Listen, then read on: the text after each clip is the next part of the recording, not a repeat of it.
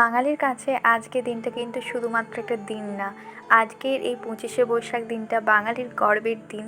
কারণ এই দিন আমরা পেয়েছিলাম আমাদের সকলের প্রিয় বিশ্বকবি রবীন্দ্রনাথ ঠাকুরকে। আজ রবি ঠাকুরের জন্মদিন। ২৫শে বৈশাখ প্রত্যেক বছরই বাড়িতে ছোটোখাটো অনুষ্ঠান করা হয়। অনুষ্ঠান মানে রবি ঠাকুরের পায়ের নিচে কিছু ফুল, যেটা আমার সামর্থ্য সেই অনুযায়ী আমি সব কিছু করে থাকি। আর এই যে আমার রবীন্দ্রনাথ, যেটা আমার কাকিমা দিয়েছিল, আমাদের শান্তিনিকেতন থেকেই রবীন্দ্রনাথকে আনা। আজ এত বছর হয়ে গেছে, আমরা কি ভুলতে পেরেছি আমাদের এই রবি ঠাকুরকে? না, ভুলতে পেরেছি তার লেখা কবিতা, তার লেখা গান, তার লেখা বই, উপন্যাস, আরও কত। মানুষটা আমাদের সাহিত্যে যা কিছু দিয়ে গেছে, সত্যি তার কোনো তুলনা হয় না। আমরা সারা জীবন এই মানুষটার কাছে ঋণী হয়ে থাকবো, শুধুমাত্র সাহিত্যের ছাত্রী বলে নয়।